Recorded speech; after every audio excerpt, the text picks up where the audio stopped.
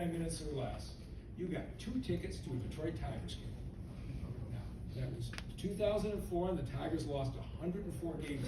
So Mike Yellish made me a deal on those tickets. He says, just get the butts in the seat, let him buy the beer and the hot dogs. But when we kicked it off, it changed everything. People came back. We saw 95% of the patients in 29 minutes or less. People came back in huge numbers. And now the group started to get confidence in itself. And then we fixed the cardiology operation, and we fixed the neurosurgery operation. We grew from 11,000 employees to 14,000 employees. And when the Great Recession hit, we were the only hospital system in southeastern Michigan that was not laying off. And I was really proud of the fact that you all know they use electronic medical records today. The first hospital system in the state of Michigan to go to an electronic medical record was DMC. The second was the University of Michigan Hospital, something I remind them of to this day, because I wanted to have the highest standard of care. But here was the thing, you had all these good people. These nurses that I was talking to, they just wanted to help people. They were trapped in a bad system. And we fixed the system, and they were proud of themselves. But while the DMC was coming back up, and we were now the largest employer in Detroit, the city around me, it's unbelievable, half the streetlights in the city around me, highest homicide rate in America, highest unemployment rate in America. We hadn't had a new auto plant in 20 years. The parks weren't cut all summer. City parks, you'd find somebody had cut a strip of grass from the entrance to the swing set, and the kids would walk through that grass. It was like up to their shoulders. And when I'm in the hospital cafeteria, my employees from Detroit started coming up to me and saying, you have to run for mayor. You have to run for mayor. I said, run for mayor? I live in Livonia, okay? I can't run for mayor in Detroit. And by the way, this city is 83% African American. I don't have to explain to anybody the historic divisions in this country that go back hundreds of years, and the historic divisions in Detroit the racial divisions run very deep. But they kept saying to me, no, if the people of Detroit got to know you the way we do, you get elected mayor, and it wouldn't be close. And I thought to myself, all these years, I felt like I wanted to really do something to help. I said, I'm going to give this a try. So I announced I was running for mayor. And I was running against the most popular African-American political figure in southeastern Michigan, Sheriff Benny Napoleon. And when I announced, people thought it was pretty funny. First time a white guy's running for mayor in 40 years, right? He doesn't have a chance. But an interesting thing happened. I ran in a different way than anybody had run. I said to the people of Detroit, invite me to your house, and I'll show up.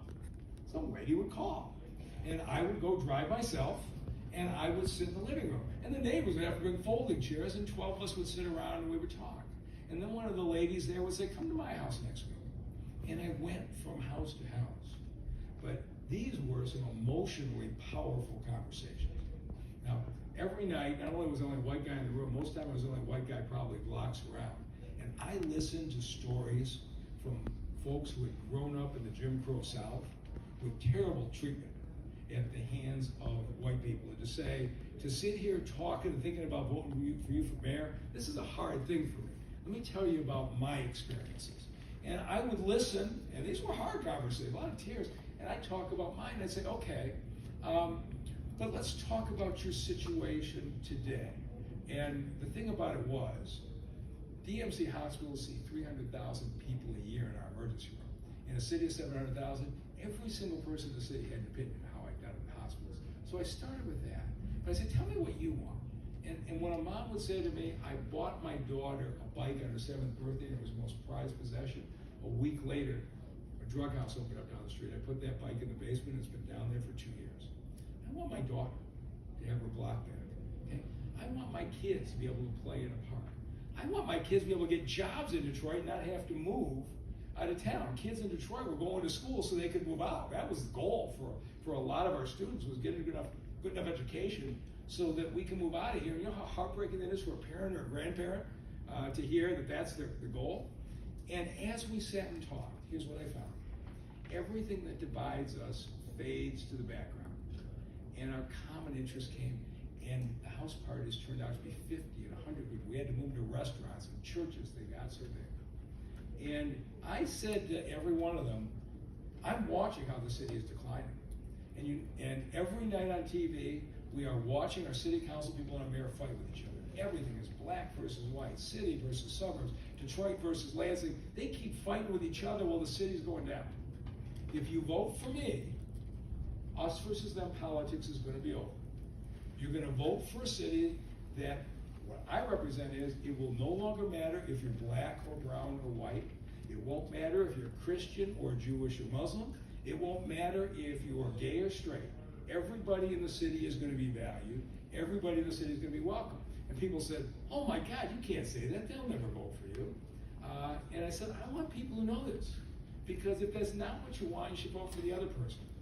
And after everybody said, nobody in Detroit will vote for you, the results came in and carried 92% of the precincts in the city. The poorest cities in poorest neighborhoods, poorest precincts in Detroit, voted for me as mayor. Because they believed that a future for everybody, where everybody was valued, was different.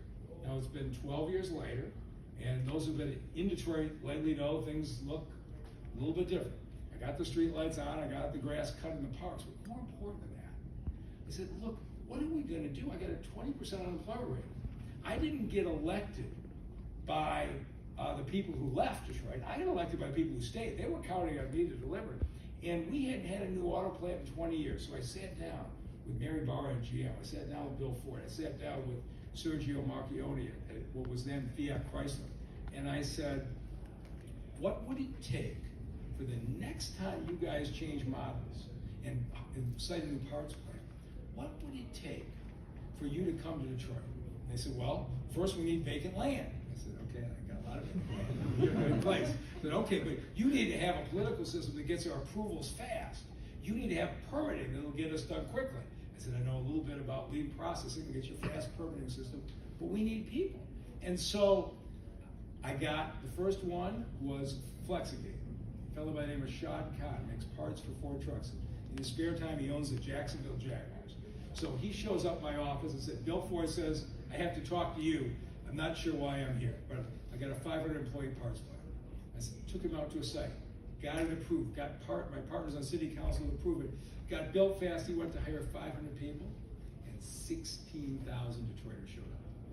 And then everybody said, whoa, Detroit's a place we can build. And then Lear brought a 700-employee seating plant. Then Dakota brought a 500-employee dashboard plant. And then Jeep was going to make a 5,000-employee assembly plant. And sorry for my friends from South Carolina, but I beat the rest of the country and got it sited in the city of Detroit. We got 30,000 more people in middle-class jobs moved to the city because my partners on city council and I unified, and we got one after another. And then as we brought the businesses back, we built 6,000 more affordable houses in the city, so we didn't price people out.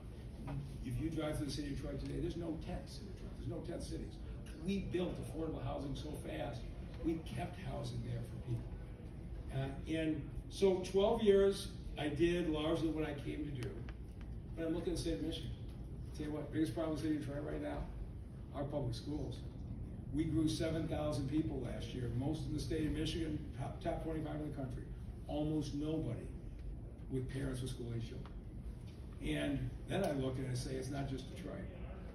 In the state of Michigan, third graders, more than 60% of third graders in the state do not read at grade level. That's the state of Michigan official report. That more than 60% of third graders do not read at grade level, and it's been going like this for 25 years. We're almost the bottom of America in reading. And I'm thinking, that's not, mayor can't do that. In Michigan, mayors aren't in charge of schools. That's the governor and that's the local school board. And I watched what these guys are doing in Lansing, and I have never seen it so toxic. In Lansing, everything is Republican versus Democrat. How do you do the most to hate the other guy? And instead of fixing this, because everybody knows, you know nationally how you teach reading. You teach phonics, you get the kids in small group settings, you have tutors for the kids who fall behind. You have a approved curriculum and you stick with it and you don't change it. But you know what happens in Lansing? Every 2 years, the Republicans say, we've got a new curriculum, we vote for this. We've got a new way to measure schools, we vote for that. In the last 10 years, Lansing has gone from measuring the schools in the state from A, B, C, D, F to, no, that's too hard, we'll scrap that, we'll make them red, green, yellow. no, that doesn't make any sense. It sounds like a traffic light. We'll make them percentages. Then in 2021, the Republicans changed it back to ABCDF. And then in 2023, the Democrats got a trifecta and they rescinded ABCDF. No principal or teacher in this state knows what they're supposed to be teaching you. But every time they change, the Republicans and Democrats send out texts and emails to their donor base. Okay? The Republicans are trying to steal your hot lunches, send me money.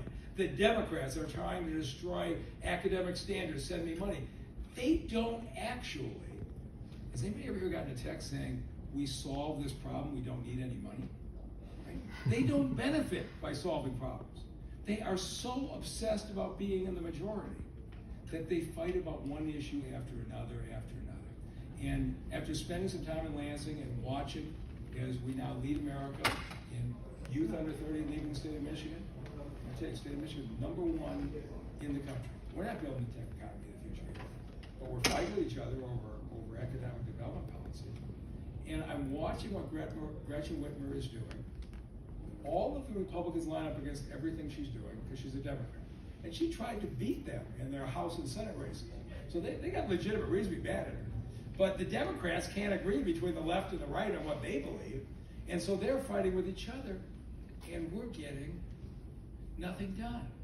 And I thought, if I run for governor as a Democrat, it'd be a lot easier for me to get elected. But when I get there, what will I accomplish?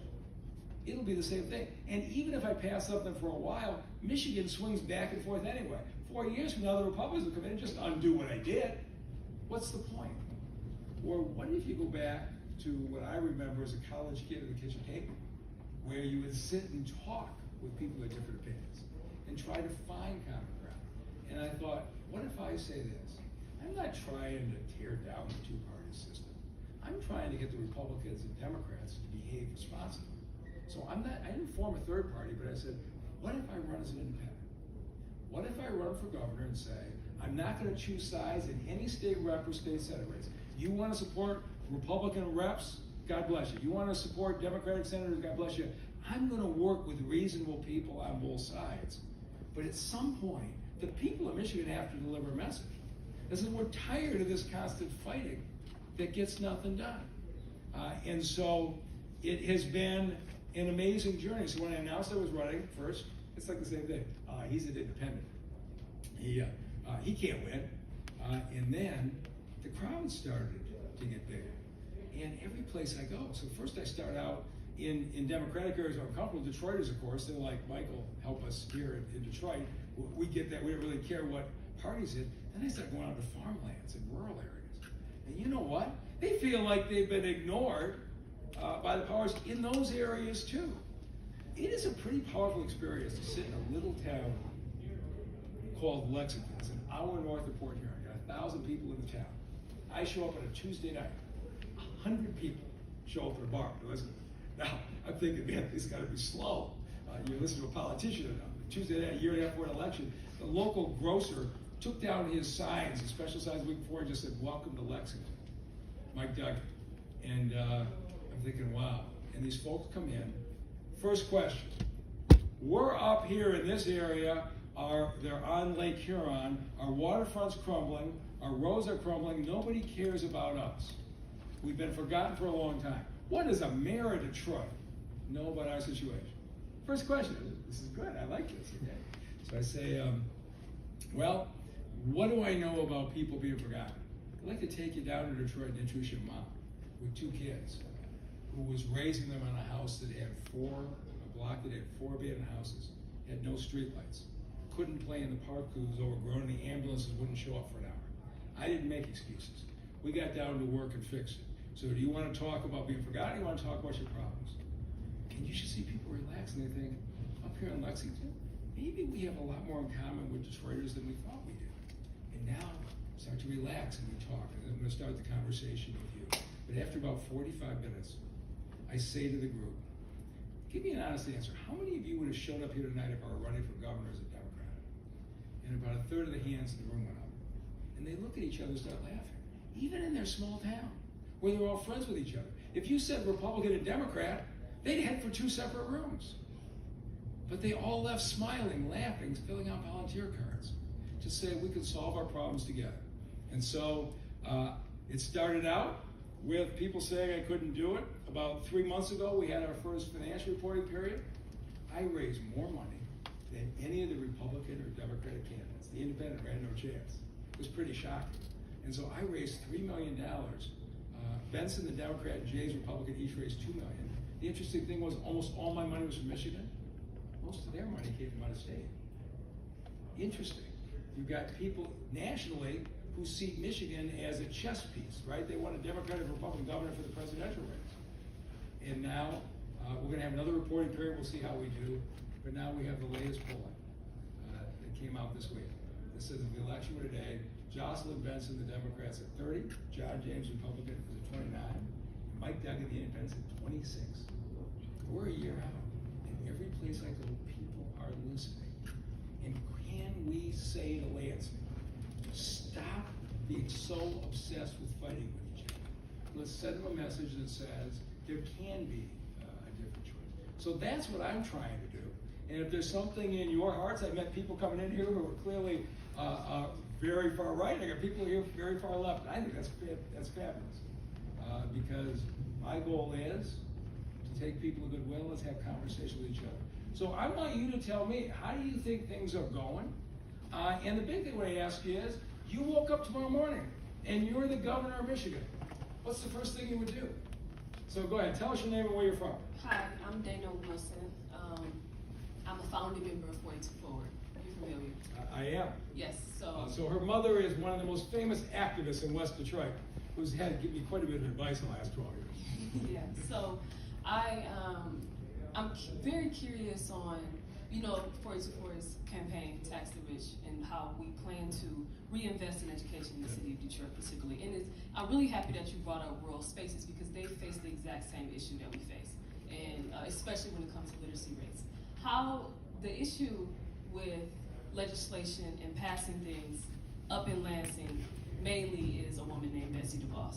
How do you plan to tackle that economic lobbyism that happens every time we're voting, and also taxing the rich in general to make sure, because they still pay taxes from the 70s. So I don't start with singling out one group, right? And so my goal is not to tax the rich. My goal is to improve the funding for our schools. And how do we get there in a fair way?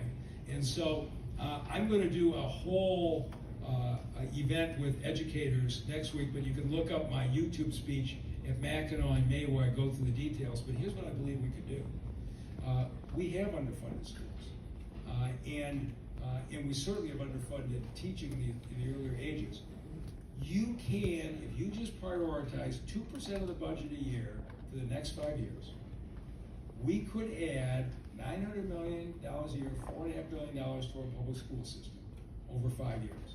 And we can ramp up and invest in what we want. Career technical education is a huge issue that in half the school districts in this state we don't have it. But we do need teachers for those younger kids. We do need to have tutors for the younger kids.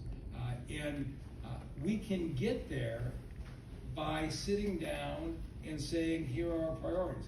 I ran a $2 billion hospital system. If you can't move 2% a year, something is wrong with you. If you start the conversation, tax the rich, you turn off a whole lot of people. If you say instead, here is what I want to do for the money. And here's the second thing, which pisses off the other half. What I proposed in Mackinac was this, that here's what we're going to do. We're going to give you 5 years, we're going to raise your funding. Here's what it's going to be. Second, the educators are going to agree to the curriculum and the standards. And it's not going to change for 5 years, so you know what you're going to teach to. But also, you have that money, you have those standards, we're going to hold the principals accountable. If in the first year your school has a failing grade, we'll put some more resources in and help you. If your second year, you still have a failing grade, you have a last chance. And your third year, if your school's still failing, we're firing the principal. Okay? There's going to be accountability. If we're going to put this money in the fourth year, if they don't improve it, the superintendent's on probation. And the fifth year, if the school's still failing, we fire the superintendent. Now, any of you who ends up in business will know, if you got a guy running your business for 3 straight years, you would have fired him. But in the public schools, we take the next set of kindergartners, they go on to that same same school. I want to put the money in, I want to have accountability. So I did this announcement with 500 people in a room at Mackinac, and the TV cameras were there, and when they went out, the first guy who walked out the door was Ken Gutman, the superintendent of Oakland County Schools. He was the first guy out the door. All the TV cameras went around him. He said, "What do you think about the mayor saying you should be fired?" And he said, well, at first I was a little surprised. He said, then but I thought about it. If you tell me this is going to be my funding, and you tell me this is the education standard, if I don't succeed in 5 years, I should be fired. Now, what did I say, this Republican or Democrat, right? Put money in, you don't raise taxes, have clear accountability, and get rid of people who don't perform. To me, that's not Republican or Democrat, but that's the way that I want to address things. So there are people all on one side and on the other. I just want the kids to learn. Other things, what would you do? You get up to be governor. Go ahead. Yeah, I'm Brad. I study here at the law school. I guess, like, for me, the first thing I would do is stop the encroachment of charter schools in Southeast Michigan specifically, but I'm sure across Michigan it's a problem. But I guess for you, like, how are we going to handle, like, national heritage and all the other charter schools that are encroaching on our public school system that actually, like, bleed funding from the kids that go to public schools? So in the city of Detroit, we have 200 schools, 100 traditional public schools and 100 charter schools. Parents in Detroit believe in choice. Across the state, there's a lot of districts. And you know what the last research shows? There is no difference in outcome between the traditional schools and the charter schools. It turns out, when you have no accountability, it doesn't matter if it's a traditional school or a charter school. They're both failing. And so I would start at a different point. I don't necessarily want to stop the charter schools. Detroit parents absolutely believe in choice. I think they ought to have some standards. And the charter schools should have exactly the same standard as the traditional public schools. And the standard that if they don't perform, they get replaced, should apply to both. And so, yes, there will be some people who disagree with me, but I tell you what, there's a whole bunch of charter operators who agree with me. They would love to have a fair standard that gets measured. But I gotta tell you, if you try to take choice away from Detroit parents today, all these parents want, they want the best situation for their child. And right now, we have bad traditional choices, we have bad charter schools. Now, we have some good traditional schools and some good charter schools, but not nearly enough. Yeah, go ahead.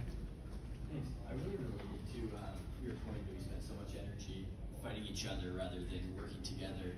I have a parent on both sides of the aisle, and Thanksgiving for us is fun, like you said it was for you, talking about policy. But I guess my question is, if everything went well with our political culture, what do you think that would look like in 2040? Like, what's your vision for improved American political culture? What it would look like is it would look like Detroit City Council today. So we have some Detroiters here who know this, but when I ran in 2013, one of the most highly rated TV shows in the evening were the reruns of Detroit City Council meetings. And people came home and they turned on their TV and they watched the fighting back and forth with each other, and it was taking the city down.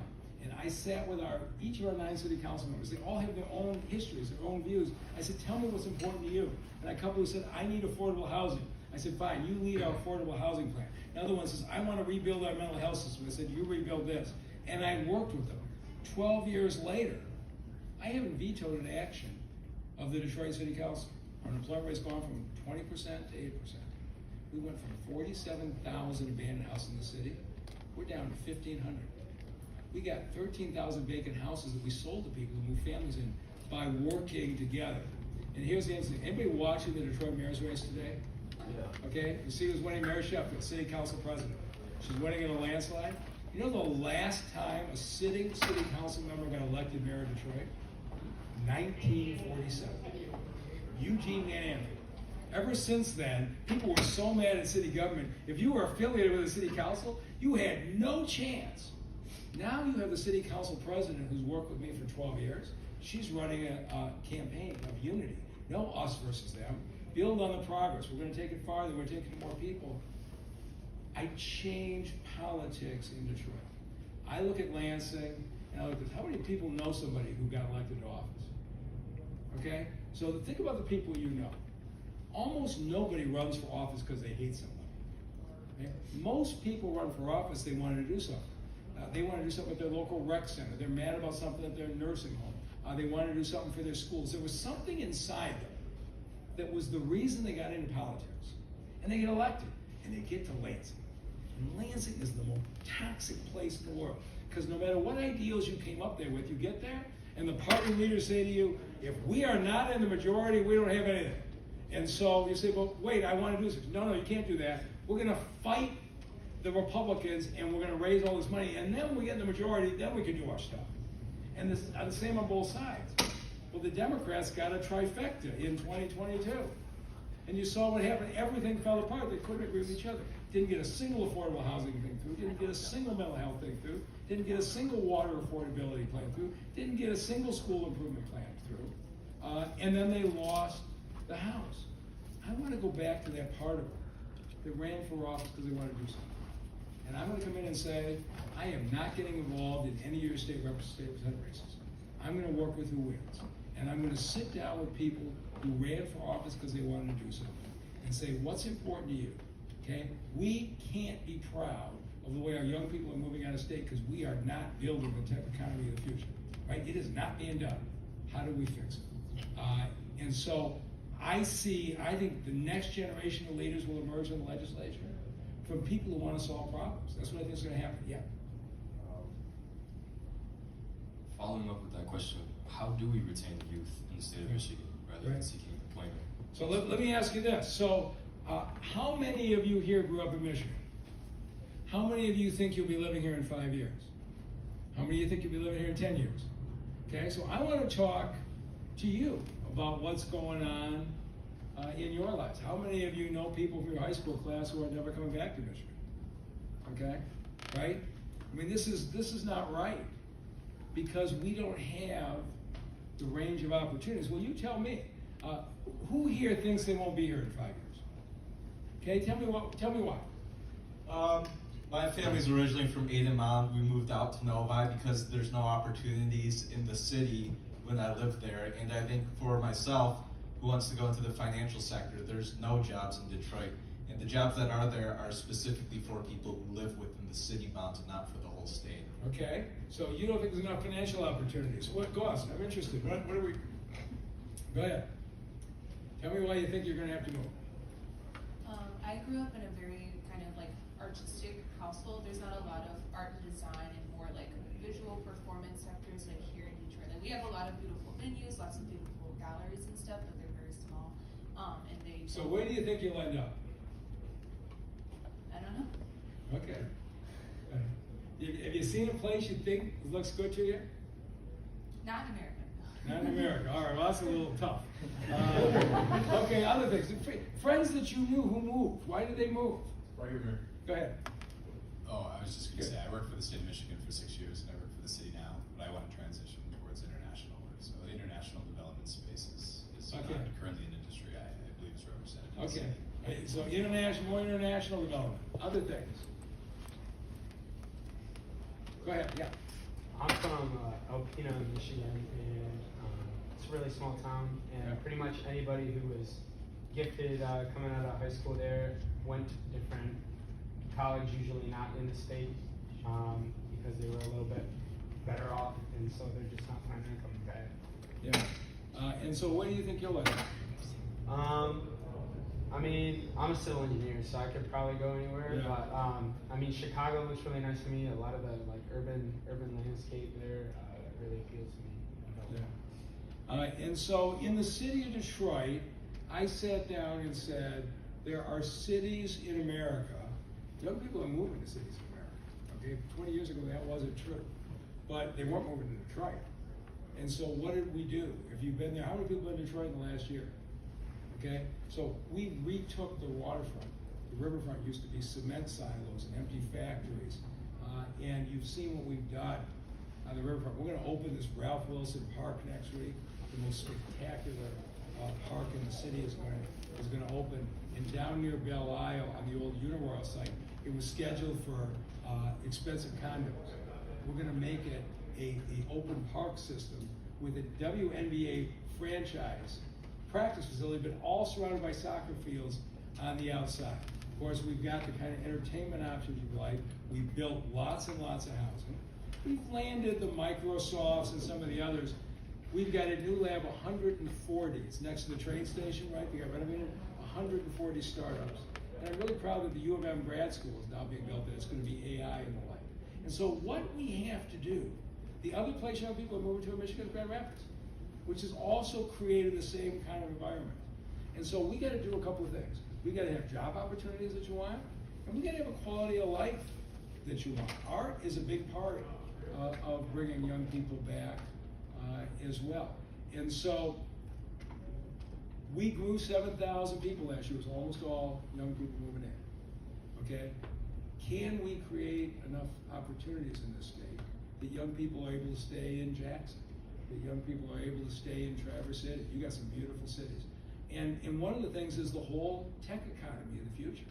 So I've been spending a lot of time in Silicon Valley with the heads of Instacart and all the cryptocurrencies alike. And just like when 10 years ago I said to Mary Barra, how do I get how do I get auto companies here? I'm saying, how do tech companies come here? And here's what they tell me.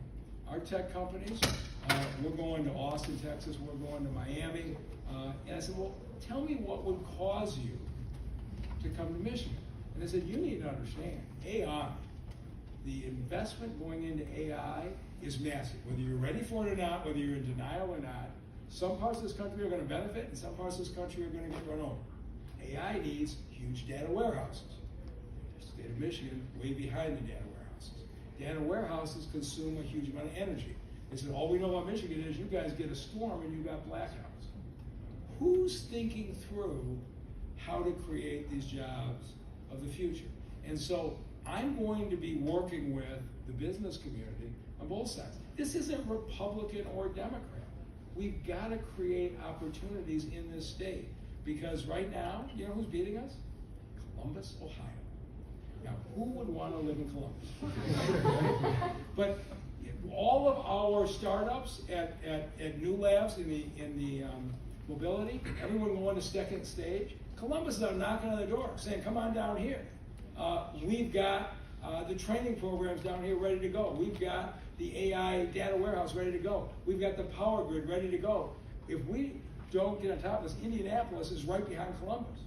Now think about the quality of life in Michigan.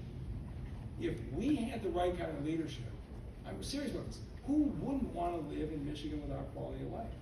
Ohio right now, the Democratic mayor of Columbus and the Republican governor are lined up on every single company.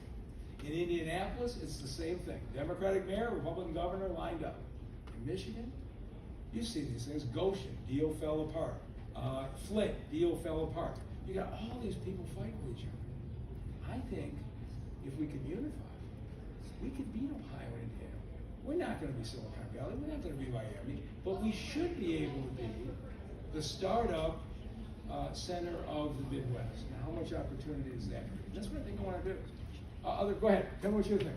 Talk about like bringing industry back to Michigan, and one of the things that industries look at when they're considering where to move is transportation. Right. Detroit, Yeah. and Metro Detroit as a whole has pretty bad transit. There's only car.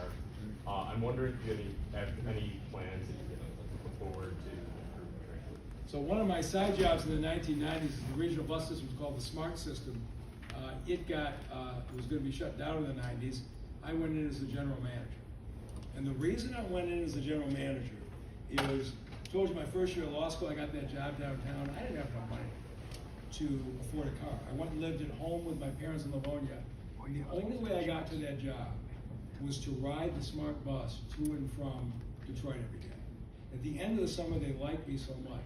They offered to pay me full time while I was in law school. If I spent half a day here at law school, the other half there, I was able to buy a car.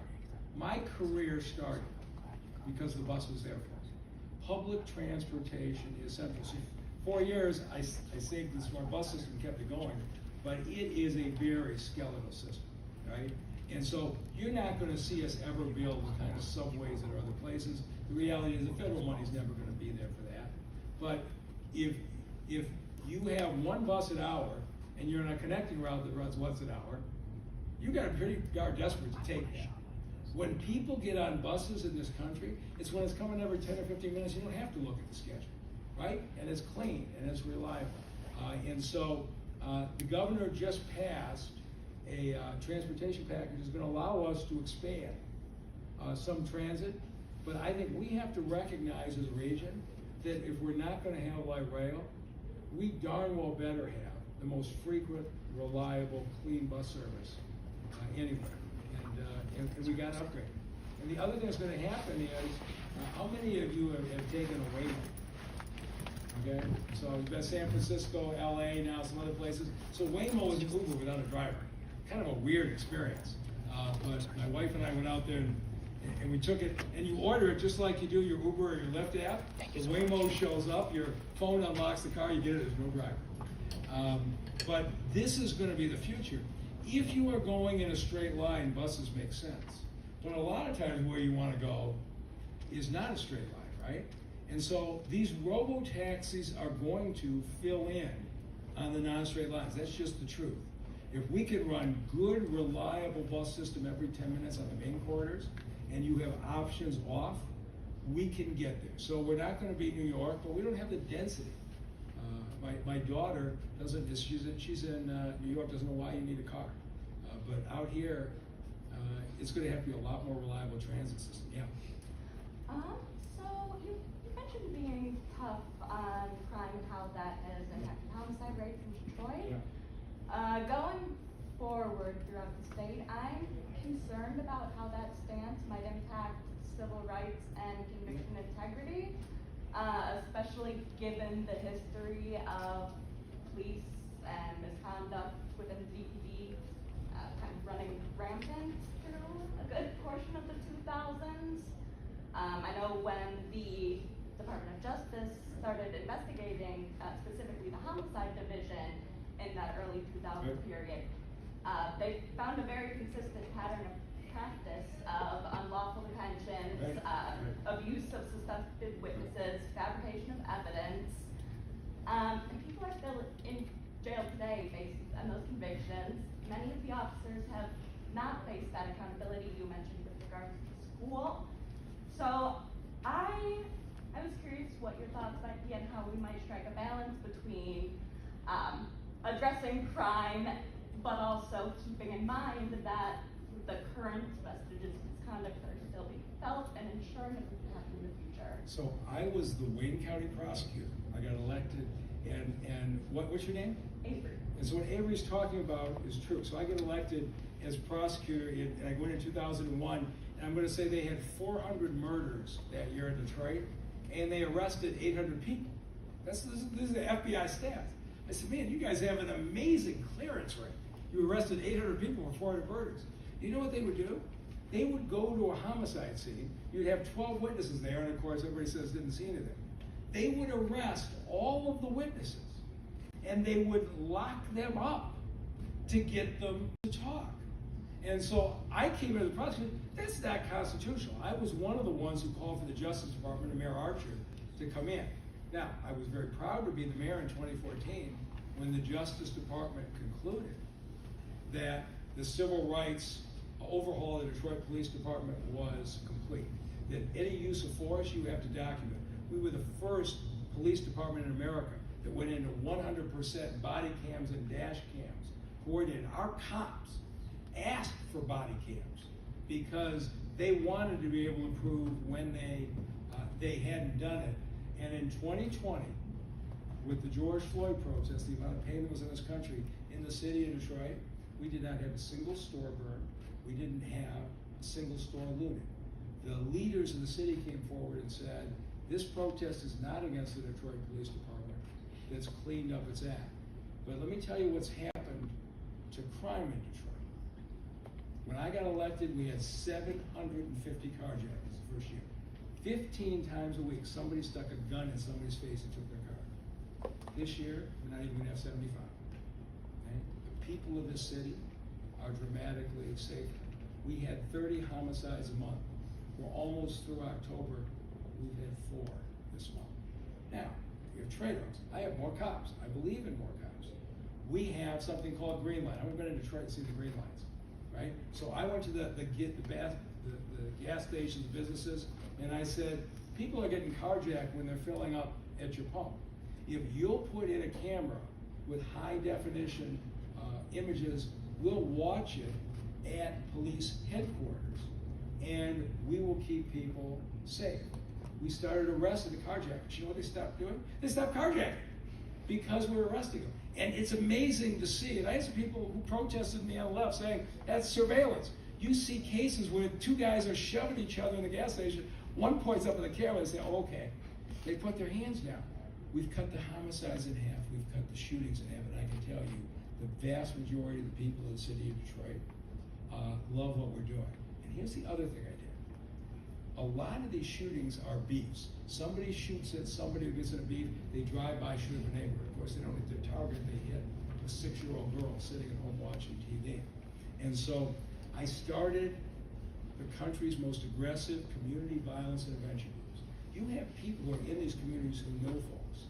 And I said, it took 4 square mile areas, and we pay them every single quarter. And they sit with these individuals who are beefing, and they say, there's going to be no retaliation. We got a job opportunity for you. And they get paid every quarter based on whether the shootings go down in their areas. It is now the national model for what's happening. The fastest rate of reduction are where the police are good and the trusted people in the community do it together. That, again, nothing about that is Republican or Democrat. That is making the city better. But I'm really proud of the fact we're going to have the fewest homicides this year since 1963. But it was working together. Yeah. Hello, my name is Morgan Grant, and I'm going to be a teacher educator. All right. I believe that our need to go self-evaluation for implicit bias because a lot of our teachers, especially Caucasian teachers, rarely harness the norms of hard independence, which is a sense of strength and resilience, awareness of others' needs and ability to adjust oneself to the social context. A lot of Black children grow up immediately learning hard independence instead of expressing independence. And our educators, because they have hard independence, they're less likely to speak up when they're struggling in class or when they're going through something at home.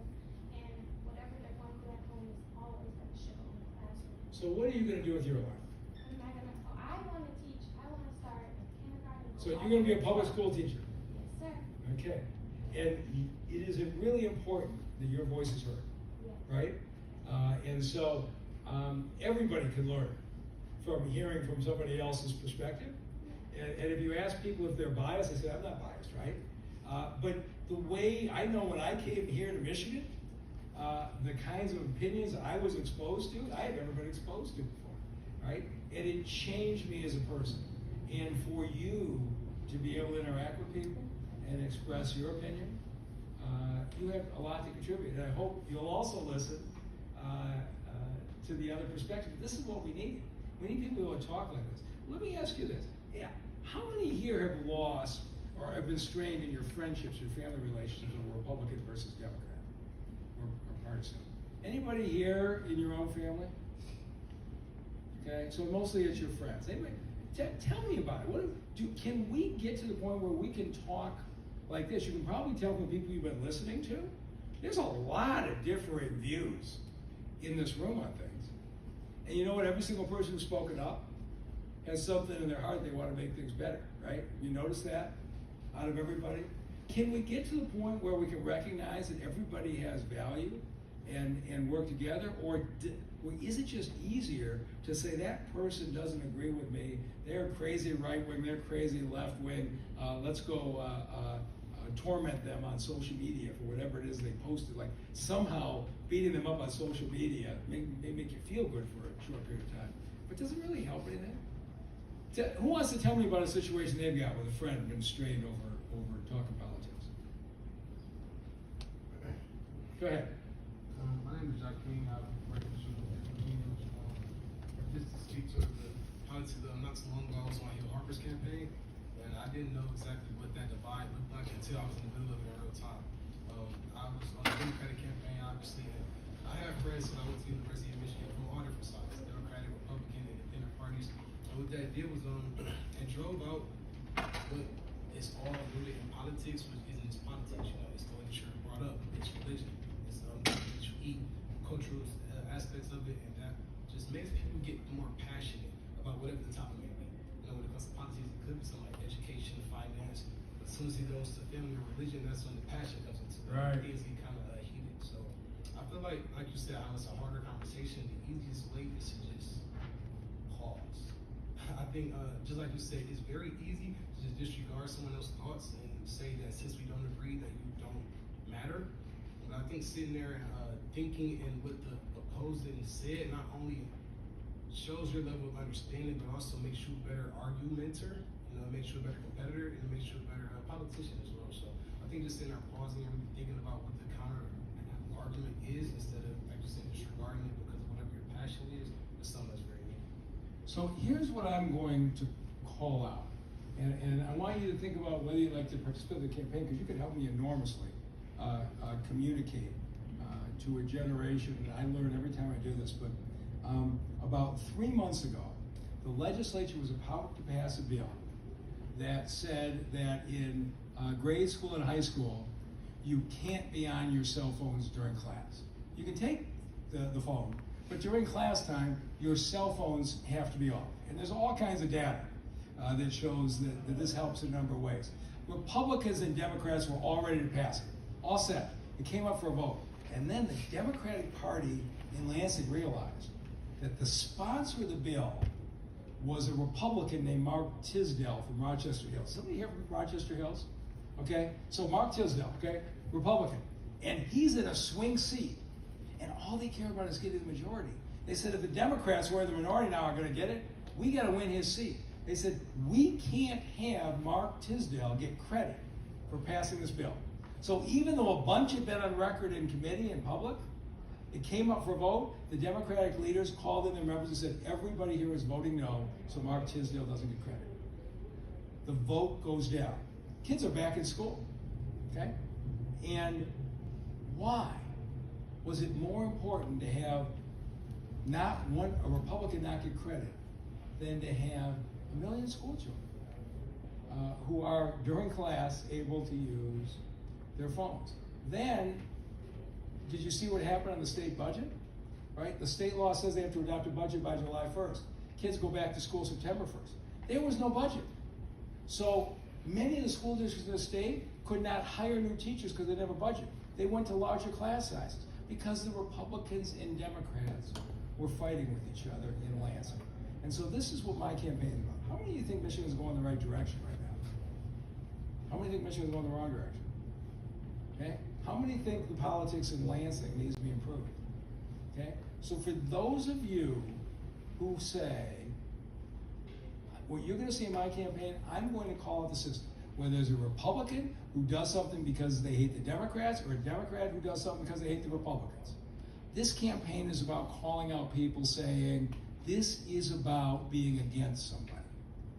And I want to build a state that's for somebody, that's got affordable housing in the areas in northern Michigan as well as in some of the other cities, where our schools are doing better, where you know you have a budget on time.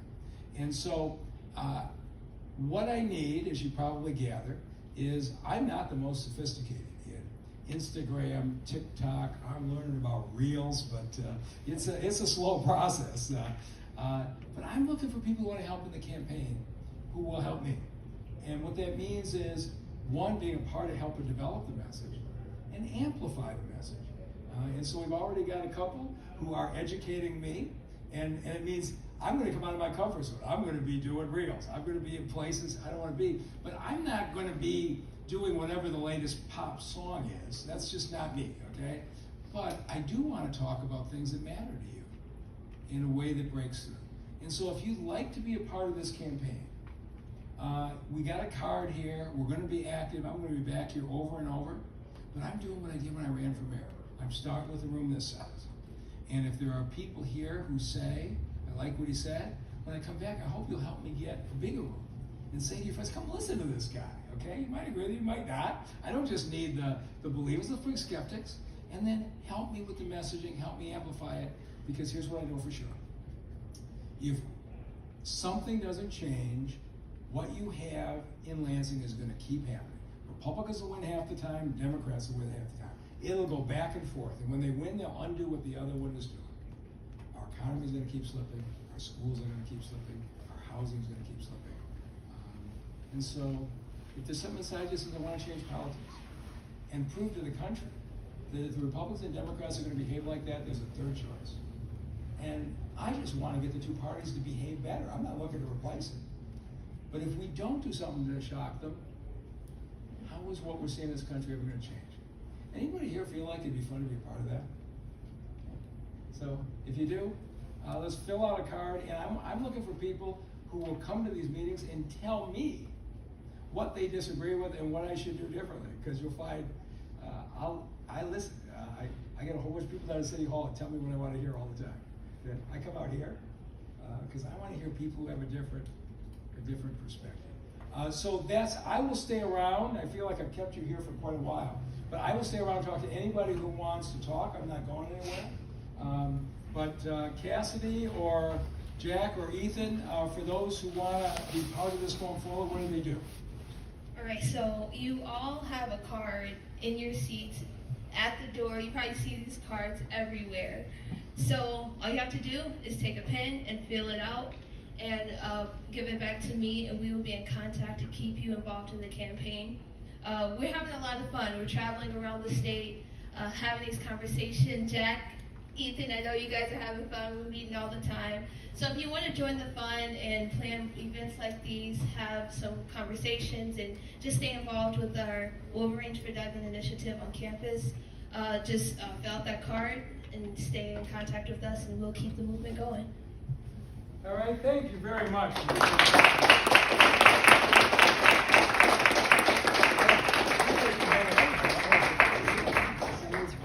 You're very. Mom said hi. What's that? I feel like I Is that a loud conversation? I have my few had it as a leader. Yeah. I don't want to show off the ball, so I have to keep the hat. Well, I couldn't figure where I was going to when I got my nails done, so. That's fair. Would you like what you hear? Also, we have donuts and cider outside, so please go out. It's literally outside the building, though. When like the average margin of error is like plus or minus 3. Yeah. Do the math. I saw in May or so, it was at like less than 20. Yeah. It's a huge gap. It's pretty awesome.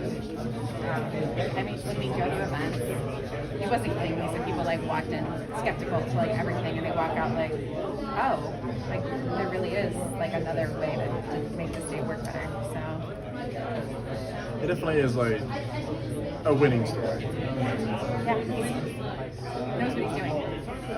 Metrics don't really. I mean, you can lie with metrics, but like his metrics do not lie. They are not, adjusted for anything. It's just like if you just go downtown or maybe some of the neighborhoods, you see it and you feel it. It's different. Things have improved in Detroit under Mayor Duggan, and it's a pretty good map for what we can do statewide. Yeah. I'm Andrea, by the way. Nice to meet you. I'm also in Westfield. Oh, okay. I recognize. I mean, I just.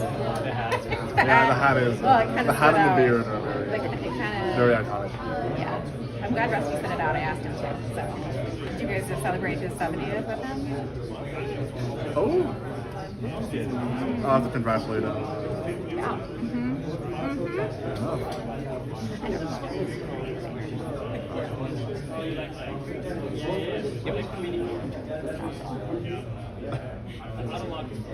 It feels good when you forget it.